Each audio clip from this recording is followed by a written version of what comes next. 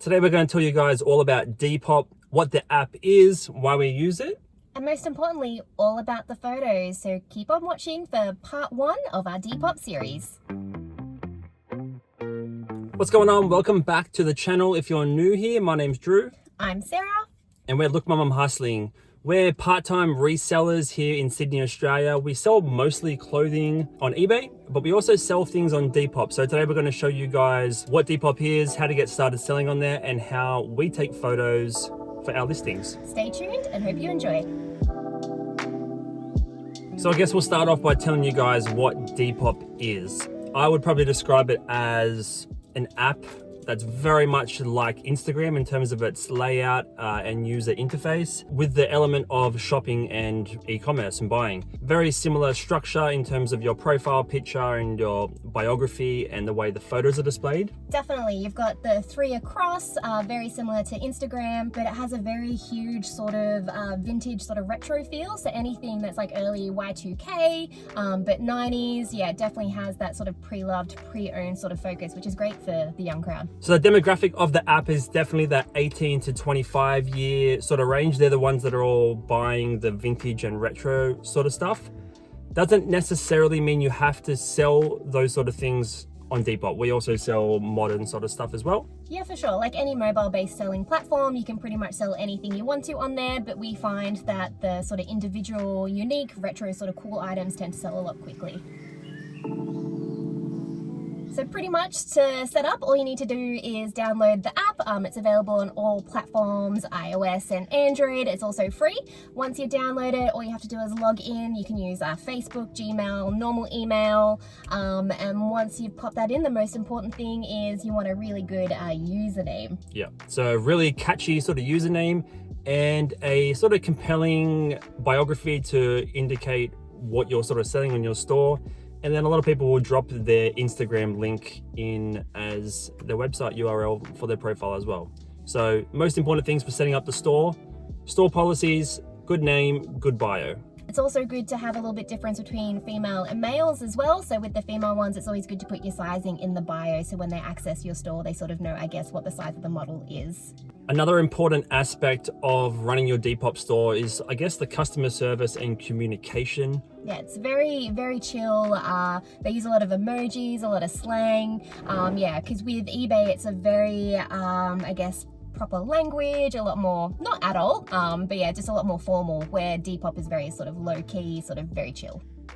So a good thing to do before you even get started listing on Depop is just have a browse, spend a day on there browsing the explore page, seeing what others are selling, the way they're listing their items, the way they're taking their photos perhaps. Yeah, you can get a lot of inspiration from it as well. So how they have their backgrounds, how they style the photos, because it gives you a good indication of, I guess, how to set up yours, if you want a particular theme to your photos or anything like that. So it's good inspiration and a good place to start.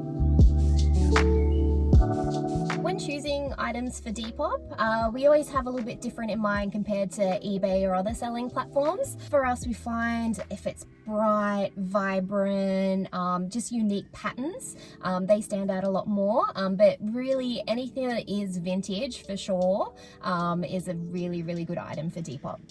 Another good place where I get some inspiration from is Instagram. A lot of vloggers will, I guess, be pretty much popular with what's in fashion, as well as YouTube with the vloggers. Mm-hmm. Yeah, they always style the photos and everything. So that's where I get a little bit of inspiration, depending on, like, I guess, what type of vintage stuff I pick up and what will sell. In terms of the men's stuff, obviously I'm always looking for vintage and single stitch and stuff that's dated, but I'll also pick up random tourism shirts, stuff that just have crazy graphics, with the intention of listing those with Depop in mind as well. So it doesn't necessarily have to be vintage, but as long as it's just a poppy piece that's gonna stand out on your feed, that's the sort of stuff that I go for the men's store.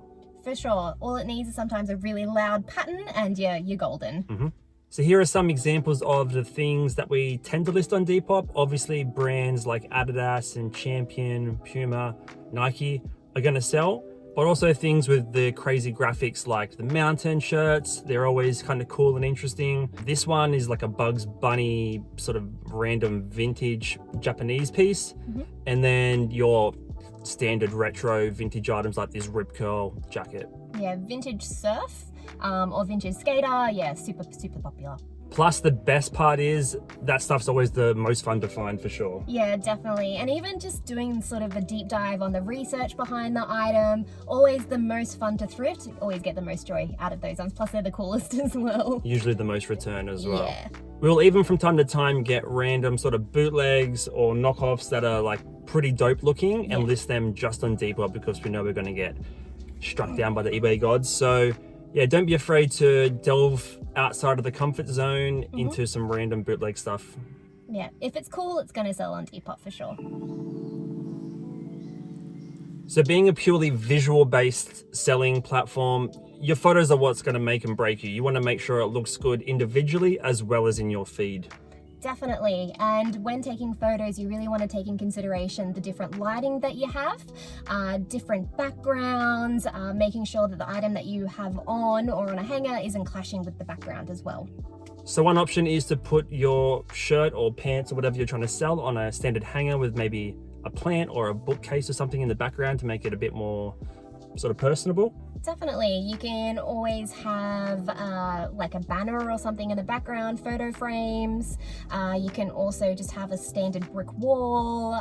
You can just do normal flat lay as well with a white background or fake turf, or probably, which we have used before, is just like a wooden table. Yep. But the most important one, which we find works the best, is modeling. So with modeling, you can either choose to show your face or not show your face. That's always up to personal preference. But the most important thing is you want to make sure you get 4 good like photos of what the item is and how it looks on you. And that's a very important note as well. You're limited to 4 photos, so make use of all of them wisely. If you are stuck with a few extra photos that you need to get in to describe faults, for example, you can always do like a collage for your final picture, which I've done before. You can insert 4 photos, and it's just a sneaky way to get a couple of extra ones in.